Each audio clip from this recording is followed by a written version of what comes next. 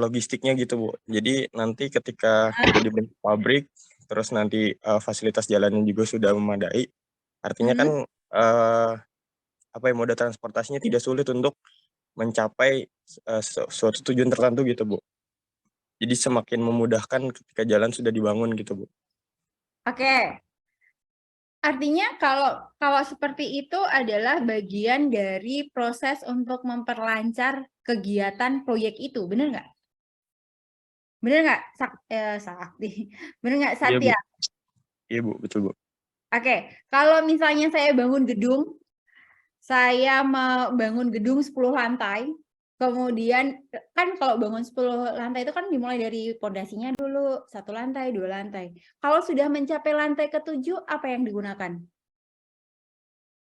Keren ya, Bu. Nah, itu kan bagian juga, bener nggak? Bagian dari fasilitas penunjang, bener nggak? Betul, Bu. Oke. Nah, yang seperti itulah yang dikatakan sektor penunjang atau fasilitas transportasi penunjang sarana prasarana dalam sebuah proyek yang dimana itu dibuat terlebih dahulu supaya membantu proses pelaksanaan atau pembangunan proyek tersebut. Kalau itu nggak dibuat, yang akan ngangkut semennya dari bawah siapa? Bener nggak? Kalau saya nih punya proyek, kalau tadi Sakti jalan, oke. Kalau proyeknya jalan itu misalnya proyeknya saya mau buat villa di puncak gunung misalnya. Lah kan biasanya itu bersihin dulu apa namanya area jalannya, ya nggak? Supaya pasirnya bisa naik, kemudian bahan bakunya bisa sampai. Oke, itu jalan. Tadi keren. Ada lagi nggak? Kalau misalnya apa ya, mau buat proyek rumah sakit selain kren dan juga jalan, kira-kira fasilitas penunjangnya apa? Sektor penunjangnya apa?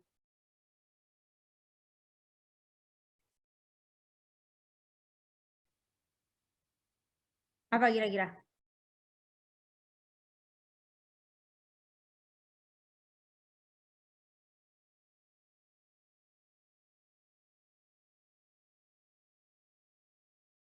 Ya, apa kira-kira? Selain jalan, selain kren, apa kira-kira?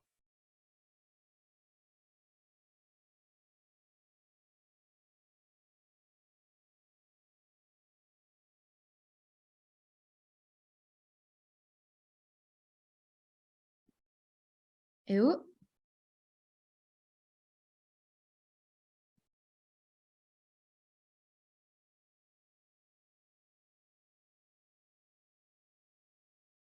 Bagian yang tradisional aja yang paling gampang deh.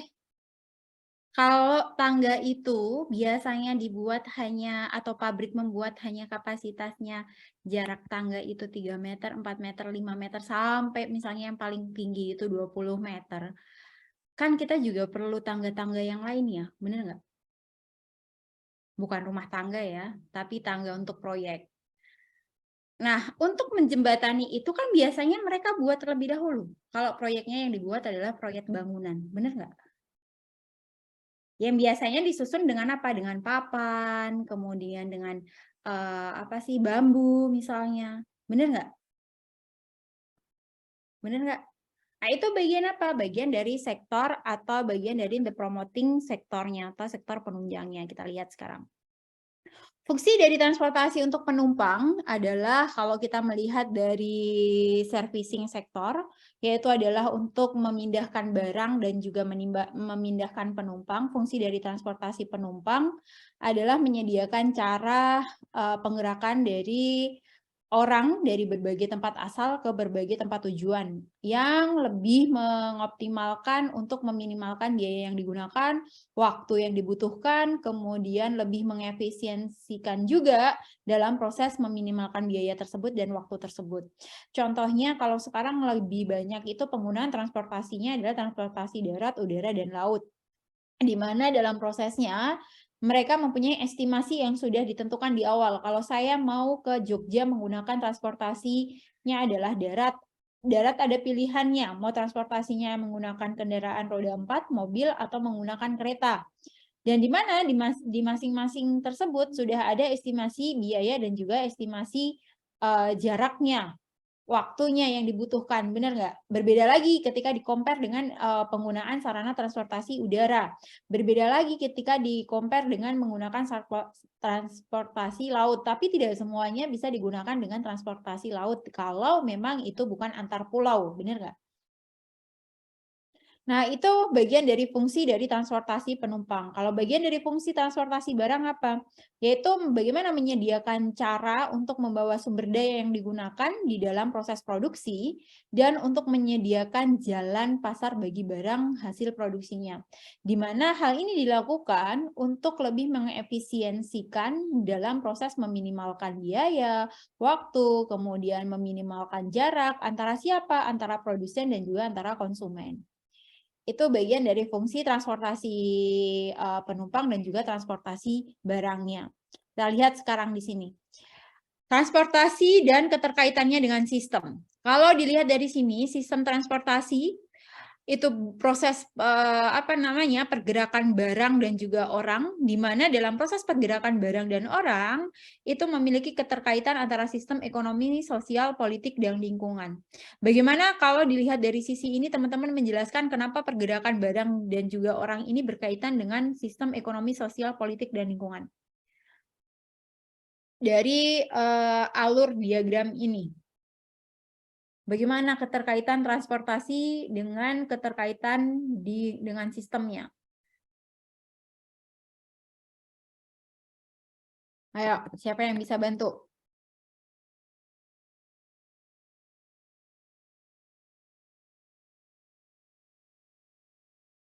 Ibu mau coba? Boleh. Oke. Kayaknya Teresia habis ini deh, habis ngumpulin bensin.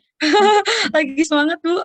Oke, apa? Tere? Ini, Bu, kan sistem transportasi kan pasti digunain buat pergerakan barang dan orang ini kan. Kayak misalnya orang mau pindah tempat, mau pergi ke kantor menggunakan sistem transportasi. Nah, misalnya waktu ke kantor itu, tanpa kita sadarin, orang itu berhubungan sama ekonomi karena dia kebutuhan dia untuk memenuhi kebutuhannya. Jadi dia membutuhkan transportasi itu. Jadi ada pergerakan. Nah, gitu juga, Bu. Jadi kayak sistemnya muter-muter aja di situ. Bener gak, Bu? Muter-muternya di sistem ekonominya saja? Oh enggak, maksudnya misalnya sosial ya ketemu temennya, terus misalnya kayak presiden naik pesawat, artinya kan itu politiknya kan, Bu, kayak gitu nggak sih, Bu? Terus balik lagi nih, terus dia misalnya ekonomi ini bergerak juga kayak misalnya pengangkutan barang dan jasa kayak gitu kan, Bu. Terus itu balik lagi ke sistem transportasinya, Bu, yang dibutuhkan. Itu sih yang saya tangkap ya, Bu. Mungkin bisa dilengkapi sama teman-teman. Tuh, jadi lempar Tere tuh, siapa yang mau lengkapin? Saya Memang boleh. Oke, silahkan. Iya kan dari sistem transportasi itu pasti berhubungan sama sistem ekonomi karena kenapa mereka berhubungan karena alat transportasi itu kan mampu meningkatkan produktivitas dan nilai jual dari suatu kawasan. Dan gimana caranya dari pengiriman dan penyebaran hasil industri, pertanian, tanah, hasil barang dan lainnya. Jadi manfaat transportasi itu dalam kehidupan ekonomi masyarakat mempercepat perkembangan suatu wilayah juga, Bu. Oke. Terima kasih. Benar yang disampaikan, bahwa memang transportasi punya keterkaitan dengan sistem ekonomi, sosial, politik. Yang tadi disampaikan bagian dari ekonomi perluasan pasar misalnya, pengembangan dari wilayah misalnya, itu bagian memang benar, transportasi elemen yang paling penting dalam perekonomian. Salah satunya memang membantu untuk menghubungkan pasar, memperluas aksesibilitas, bisa memfasilitasi dalam proses perdagangan, pertukaran barang dan jasa, di mana di dalam proses ekonomi ini juga bagian dari investasi dalam infrastruktur transportasi itu untuk meningkatkan pertumbuhan ekonomi di wilayah tersebut, untuk membuka peluang bagi pengembangan wilayah tersebut. Itu bagian dari sektor ekonomi yang tadi juga sudah disampaikan, memang ada keterkaitannya antara transportasi dengan ekonomi. Bagaimana menyoroti transportasi yang berkaitan dengan sosial?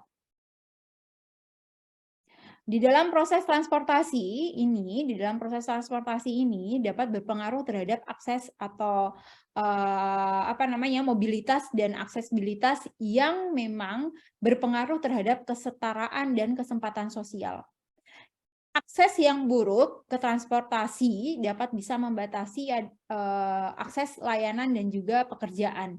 Sehingga nanti ada gap kesenjangan yang tinggi ketika transportasi itu tidak memiliki akses yang mumpuni atau yang baik. Hal ini ketika terjadi kesenjangan sosial, maka akan memperburuk akan meningkatkan dan memperburuk tingkat kesejahteraan bagi masyarakatnya, termasuk memperburuk kemiskinan, angka pengangguran tinggi, angka kemiskinan tinggi, sehingga transportasi memang berkaitan dengan sosial untuk mewujudkan untuk mewujudkan kesetaraan dan kesempatan sosial bagi masyarakatnya.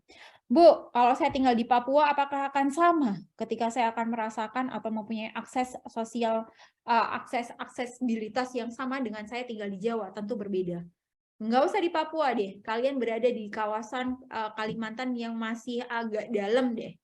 Itu pun juga akan berbeda untuk mendapatkan mobilitas dan aksesibilitasnya. Sehingga memang transportasi punya kaitan terhadap sosialnya. Berkaitan juga dengan politik. Kenapa berkaitan dengan politik? Bagian dari kebijakan transportasi, pengelolaannya itu sering menjadi isu-isu politik yang memang berpengaruh terhadap kualitas lingkungan, investasi dalam sebuah wilayah atau suatu wilayah, kemudian berpengaruh terhadap tingkat pengangguran. Karena kebijakan transportasi itu mempengaruhi penggunaan energinya, emisi karbonnya, yang biasanya berkaitan terhadap isu-isu lingkungan tersebut. Dan sekarang ini bagian dari transportasi, kalau kalian menggunakan angkot hanya boleh berjalan dengan tingkat emisi yang rendah, sehingga setiap 5 tahun mereka diuji emisinya, benar nggak? Kalau kalian masuk di wilayah Jakarta, penggunaan transportasi mobil misalnya, harus menyetarakan uji emisinya ketika mau memperpanjang plat untuk tahapan 5 tahun sekali, benar nggak? Hal ini dilakukan bagian dari kebijakan dari politiknya, atau bagian dari kebijakan isu-isu politik terhadap lingkungannya.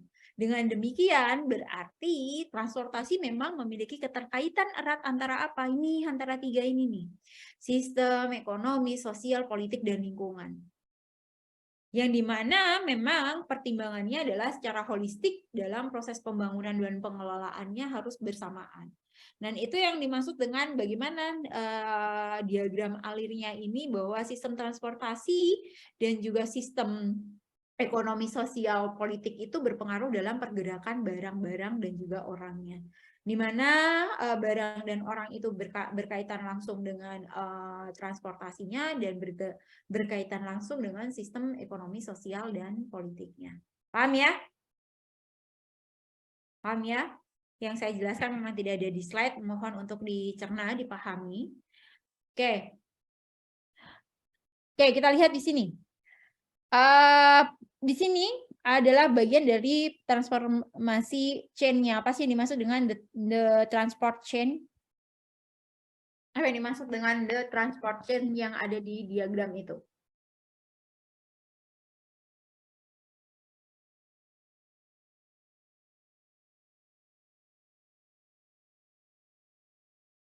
Ada yang mau bantu jelaskan? Ada di sini adalah produser, kemudian storage, kemudian land transport. Panahnya nggak kelihatan ya? Iya, agak nyaru, Bu, panahnya. Arahnya adalah produser ke storage. Storage ke land, landnya ke terminal, kemudian terminalnya, dalam terminal ini ada terminal storage yang berhubungan dengan sea transport, kemudian berhubungan juga dengan terminal dan storage, dan di sini adalah land transport, kemudian storage dan consignee. Kalian sudah belajar perdagangan internasional. Yang dimaksud dengan consignee apa? Storage itu berarti bagian dari apa? Yang kemarin kunjungan, field trip. Nggak bisa sih. Darat. Pergudangan ya, Bu. Laptop saya ngadat. Sudah capek laptopnya sebentar. Ayo, dijawab dulu. Consignee apa? Storage itu bagian dari pergudangan kan, Bu? Ya, bagian dari pergudangan, betul.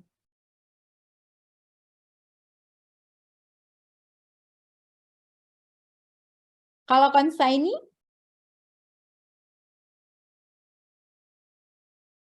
Ini kan, Iya, Bu. oke, apa? Di Google tulisannya penerimaan barang, Bu. Hah? Kalau di Google tulisannya penerimaan barang. Oke, kita melihat bagaimana the transport chain atau rantai dari transportasi, yang dimana di sini dilihat bahwa ada serangkaian proses dan kegiatan yang terkait dalam proses pemindahan barang dari sumber ke tujuannya melalui beberapa sarana moda transportasi, yang dimana sarana moda transportasinya adalah sea transport, land transport, kemudian dilihat dari land transportnya ada apa saja, dari produser masuk ke storage, penyimpanan barangnya, ya nggak? Dari storage ditransportasikan atau dipindahkan atau di-movementkan.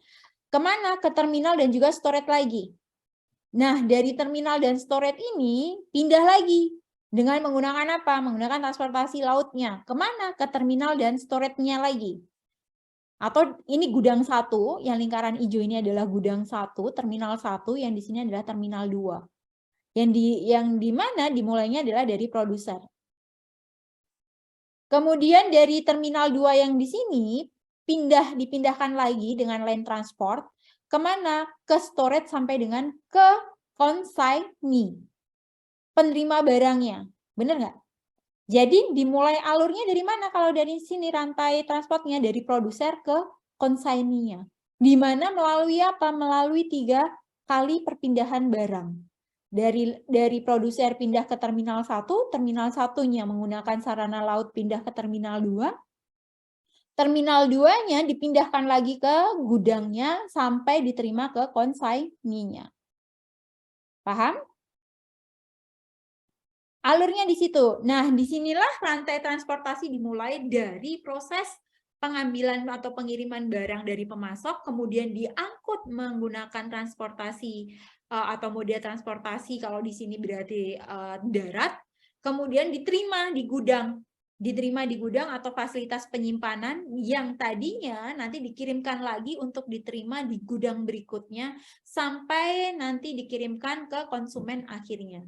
Nah, di dalam setiap tahapan ini, dalam proses rantai transportasi memerlukan manajemen yang efektif dan harus berkoordinasi yang baik dari semua pihak yang terlibat, termasuk siapa? Produsen, termasuk siapa? Operator transportasinya, termasuk siapa? Pengirimannya, penyedia layanan logistiknya, sampai penerimanya, konsaininya. Karena tujuan utama dari rantai transportasi itu apa?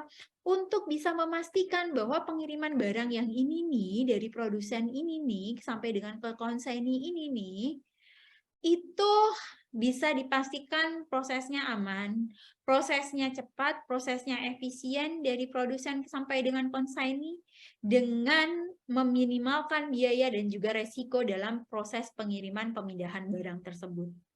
Di mana keterlambatan dan ketidaksempurnaan pada setiap tahapan dalam rantai transportasi itu bisa mempengaruhi seluruh proses dan juga mempengaruhi kepuasan serta keuntungan bisnis bagi pengusahanya.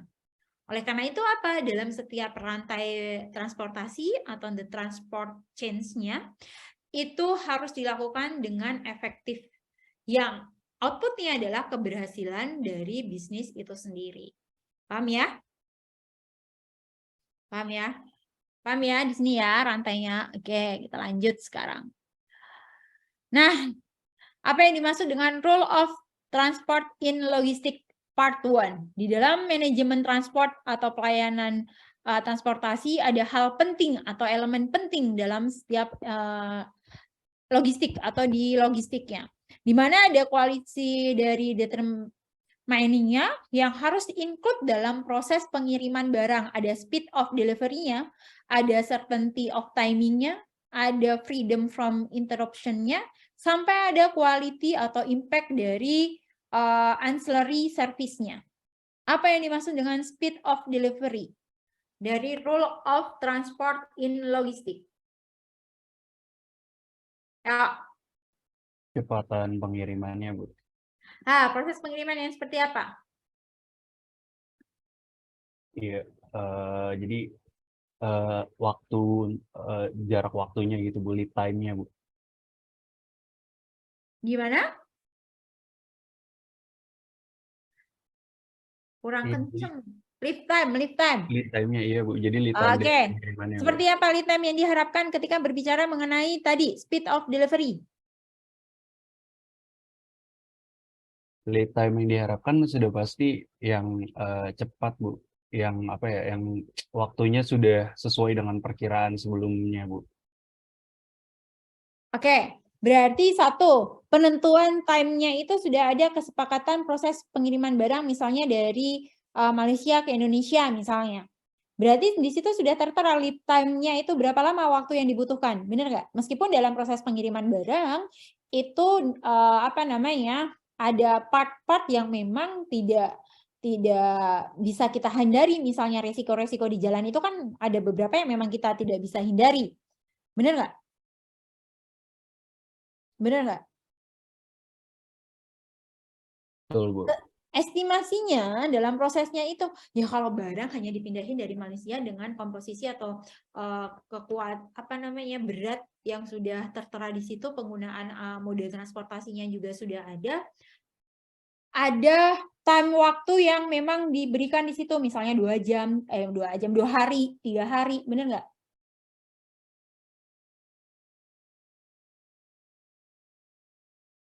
Benar nggak? Iya Bu. Betul. Oke, di situ bagian dari speed of delivery-nya. Ya, oke? Pengiriman yang cepat diharapkan mampu memberikan efektivitas dan efisien, dan juga yang paling utama adalah keuntungan bagi proses atau keuntungan dari perusahaannya. Kenapa seperti itu? Kenapa harus menguntungkan bagi perusahaan terhadap speed of delivery-nya?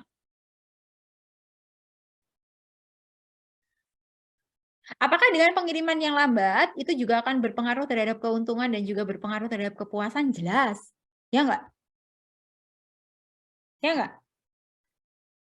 Karena mereka yang menerima barang pun sudah memiliki kesepakatan-kesepakatan dengan konsumen akhirnya. Sepakat nggak? Nah, sehingga apa? Di sini role of transport in logistiknya di dalam proses pemilihan dari kualitas transportasinya harus include di dalamnya adalah speed of delivery-nya. Termasuk di dalamnya adalah kepastian dari waktunya. Kalau saya ngirimnya misalnya dari Cina ke Indonesia, jangan sampai pengiriman dari Cina ke Indonesia yang tadinya 2 minggu atau 7 hari berlangsung sampainya ke Indonesia itu melebihi dari 7 hari atau melebihi dari 2 minggu atau kesepakatan yang ada. Nah, bagian dari kecepatan tadi di speed of delivery-nya, kecepatan pengirimannya, itu bagian dari waktu yang memang dibutuhkan dalam proses pengiriman dari satu titik ke titik yang lainnya. Di dalamnya yang faktor yang paling penting tadi adalah waktu pengirimannya yang cepat. Sehingga apa? Ada di situ keuntungan yang diberikan secara kompetitif bagi pelaku bisnisnya.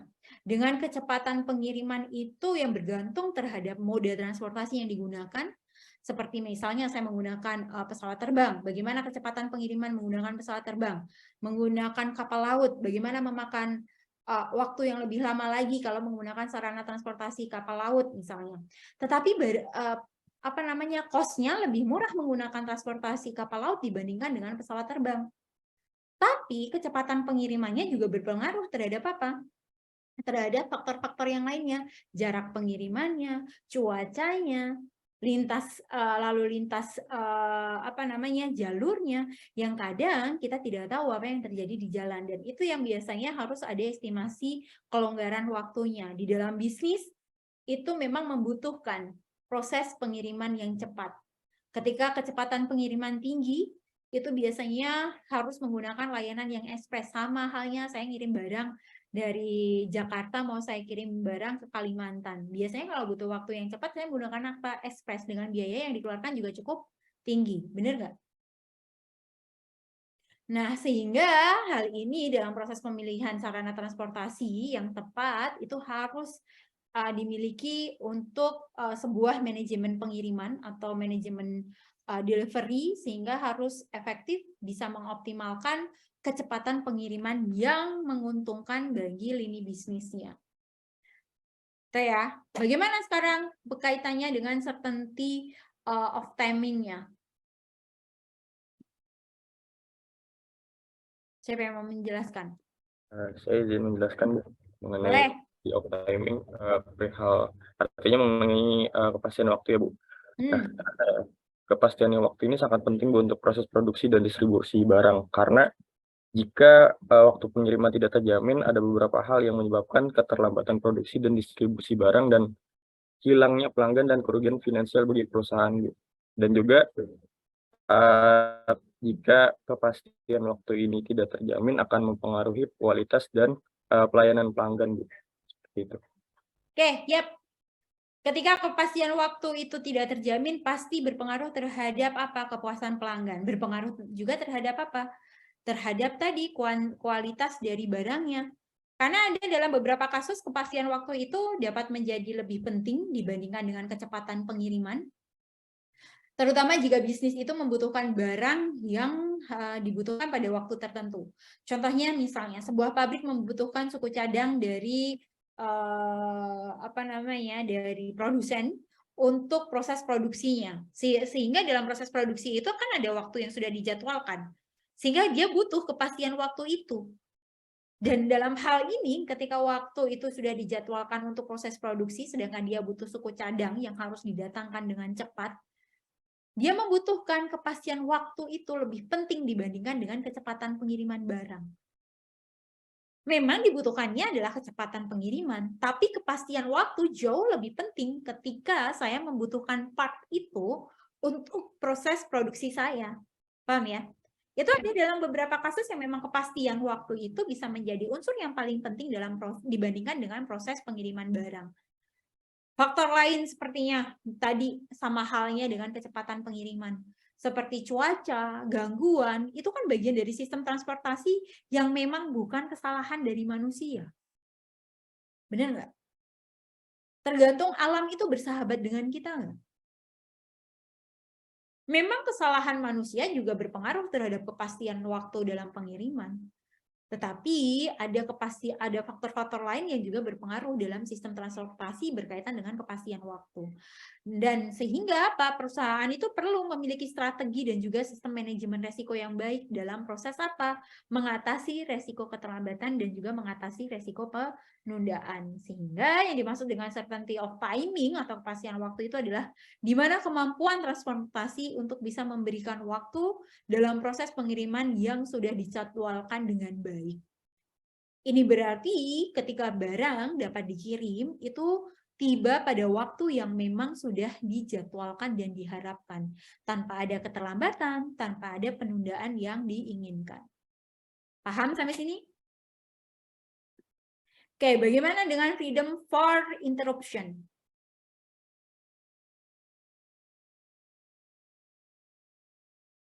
Ayo, apa Lanang?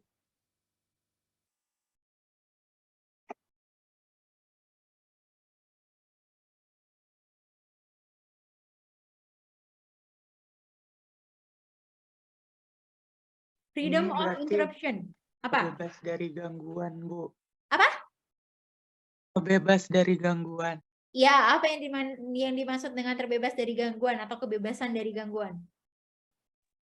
Jadi kalau yang saya tangkap mungkin dalam pengiriman gitu, Bu. Misalkan lewat tracking, nah sebisa mungkin tuh truknya tuh nggak bermasalah atau nggak ada gangguan gitu, Bu. Jadi barangnya bisa diangkut dengan lancar gitu, Bu. Barang bisa diangkut dengan lancar. Oke. Di mana dalam beberapa kasus kebebasan dari gangguan itu juga menjadi hal yang paling penting juga dibandingkan dengan kecepatan dan juga kepastian waktu. Contohnya, jika ada bencana alam atau kondisi cuaca yang memperburuk atau cuaca yang tidak bersahabat, yang bisa mempengaruhi operasi dalam proses pengiriman, maka apa? Maka kebebasan dari gangguan ini menjadi faktor yang penting dibandingkan dengan kecepatan pengiriman dan juga kepastian waktunya. Yaitu kaitannya dengan ketika alam itu nggak bersahabat dengan kita, atau terjadi bencana alam, kondisi cuacanya buruk. Sehingga harus apa? Harus memastikan kelancaran dalam proses pengiriman. Di mana freedom of interruption-nya atau bebas dari gangguan ini adalah ketika kemampuan transportasi dalam proses pengiriman barang yang secara kontinu itu tidak atau tanpa ada gangguan-gangguan dari faktor eksternal misalnya.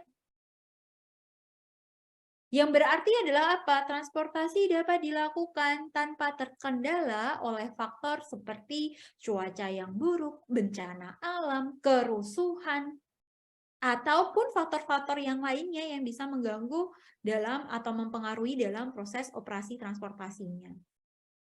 Sehingga harus dipastikan secara tepat bagaimana kelancaran operasi pengiriman bisa membantu sebuah bisnis ini menghindari keterlambatan atau penundaan dari rantai pasokan pengiriman.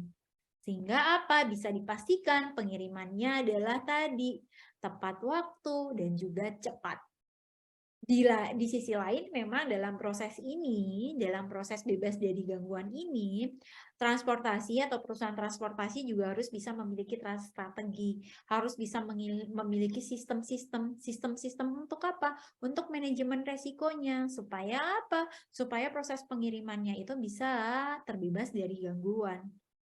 Bagaimana menggunakan teknologi yang mumpuni, menggunakan sistem informasi yang bagus, sehingga dapat informasi atau info-info yang valid untuk proses pengiriman barangnya, bisa memantau kondisi cuaca, bisa memantau situasi yang lainnya, sehingga tidak berpengaruh terhadap operasi pengiriman. Ya tadi ada case-nya tersendiri. Case-nya tersendiri itu adalah ketika terjadi bencana alam, kondisi cuaca yang buruk, ya mau tidak mau pasti berpengaruh terhadap operasi pengiriman, terhadap kebebasan dari gangguan. Sehingga bagian dari ini adalah faktor yang penting yang harus dipastikan untuk bisa memperlancar operasi pengiriman. Dengan demikian bisa dikatakan apa?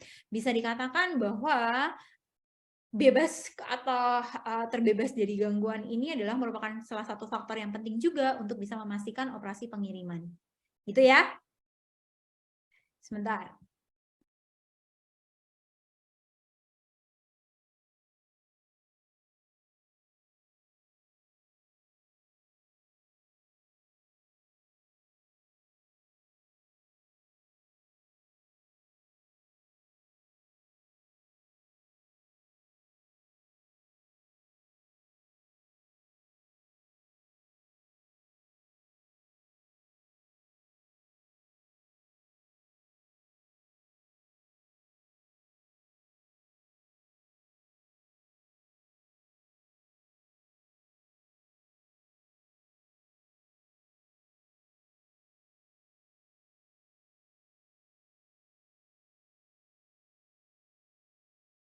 Oke, kita lanjut. Yang kedua adalah yang keempat adalah avoidance of damage. Apa yang dimaksud dengan avoidance of damage di sini?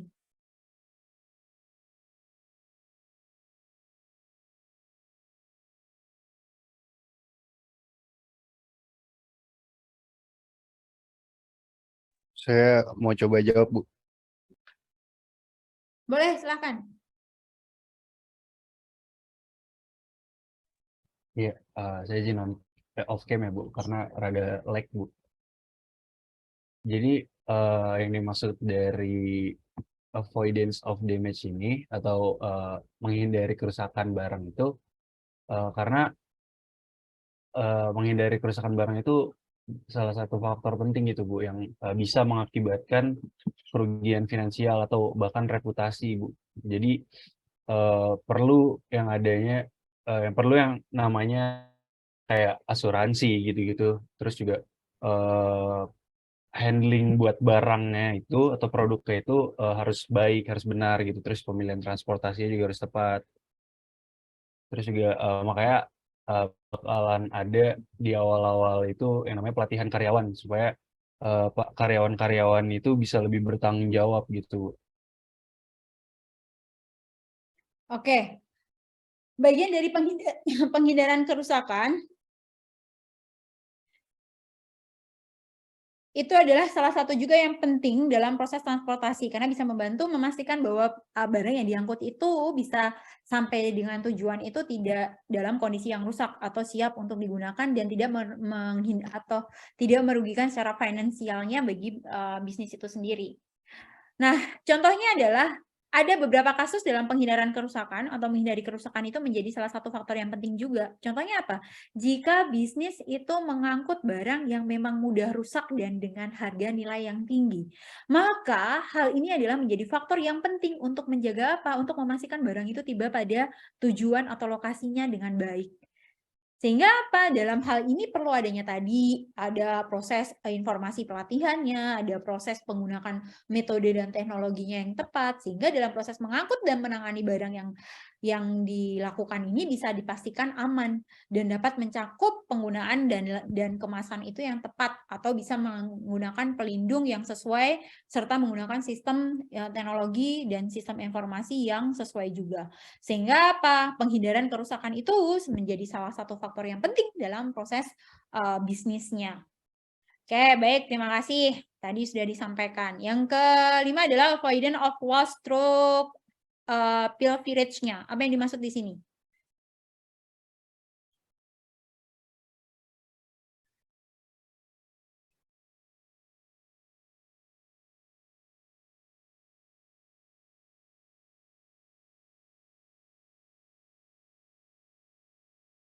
Apa?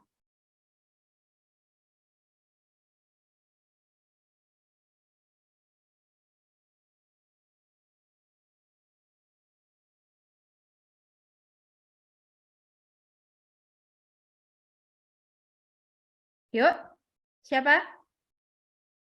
Bu, privilege itu pencurian ya, Bu? Hah? Iya, ini jadi menghindari barang itu hilang karena ada pencurian, Bu. Jadi sebisa mungkin barang itu tuh diangkut dengan aman gitu, Bu. Oke.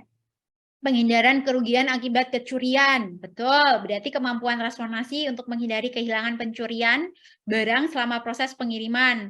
Yang dimana hal ini adalah memastikan bahwa perusahaan transportasi harus memiliki strategi dan sistem keamanan yang memang efektif untuk mencegah pencurian atau kehilangan barang selama proses transportasi.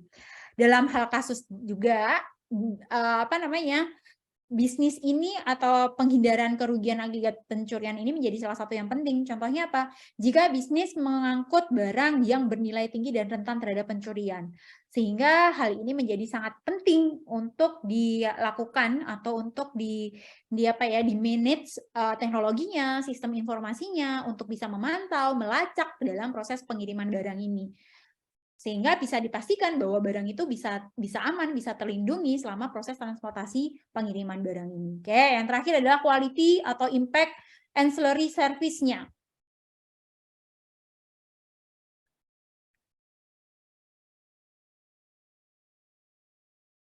Apa nih?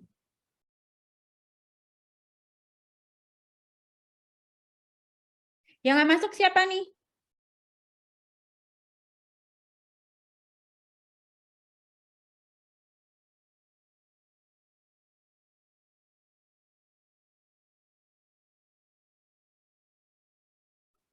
Saya izin untuk off cam sebentar ya.